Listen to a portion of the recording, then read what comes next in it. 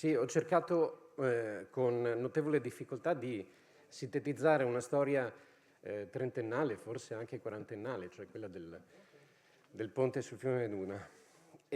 Ma approfitto del fatto che la Regione, giustamente, ha deciso di accollarsi l'impegno finanziario di quest'opera strategica importante per la città di Pordenone, che è la città in cui vivo. È inevitabile poi che io le rivolga questo tipo di domanda, cioè si interroga l'assessore competente per conoscere l'organizzazione, i tempi del percorso che porterà nel triennio alla realizzazione del ponte sul Meduna. Una sostanziale, certificazione di quella che sarà la roadmap per la realizzazione di quest'opera. Grazie, prego Assessore. Sì, grazie Presidente. Chiaro che è un'opera di estrema importanza ma anche di estrema complessità, perché insomma la cifra già fa capire di quale intervento stiamo parlando. Comunque leggo e poi magari aggiungo qualcosa. Trattasi di intervento di particolare rilevanza e complessità. Il Comune di Pordenone ha ritenuto di procedere con la pubblicazione di un concorso di progettazione articolato in 2 gradi, in forma anonima, ai sensi dell'articolo, eccetera, eccetera. La procedura aperta viene espletata in piattaforma regionale e appalti FVG. Il bando è stato pubblicato il 10/6/2020. Entro il termine di scadenza delle offerte avevano il 10/8/2020, quindi agosto. Sono pervenute nella piattaforma 18 plichi. In data 7 settembre, quindi 7/9, a seguito dell'esame della documentazione amministrativa presentata, anche mediante esperimento di concorso istruttorio per integrazione di carenze documentali, è stata adottata la determinazione di ammissione al primo grado del concorso tutti i concorrenti.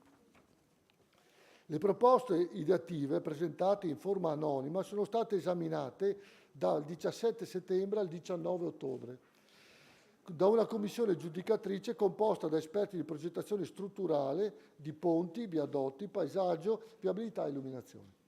Il primo di grado del concorso si è concluso con l'individuazione da parte della commissione di 5 migliori proposte propositive.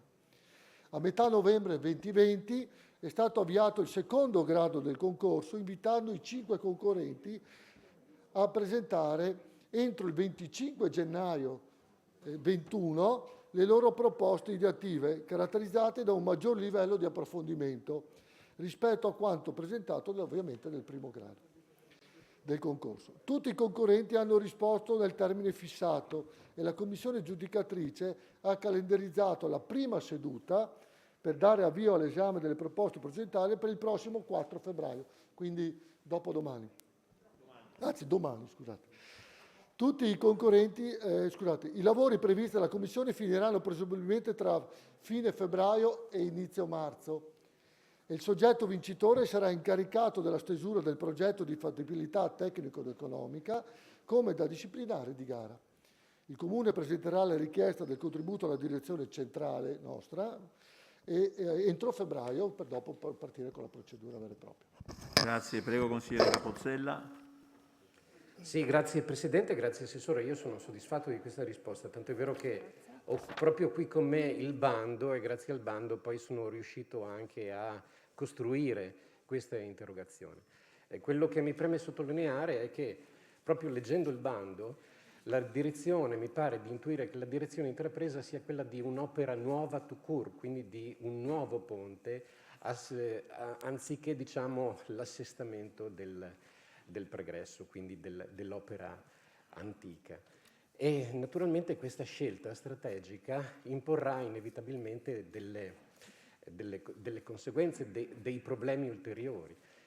Uno fra tutti, il rapporto con il fiume, quindi le opere di corredo che insistono sull'alveo e anche di argini.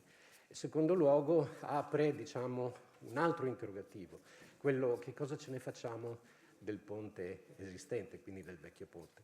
Ma credo, appunto, io ho iniziato questa interrogazione parlando di una storia trentennale e oltre, probabilmente si arricchirà nel tempo di ulteriori capitoli. Grazie. E credo che avremo modo di parlarne poi nel prossimo futuro. Grazie, Assessore, grazie Presidente. Grazie.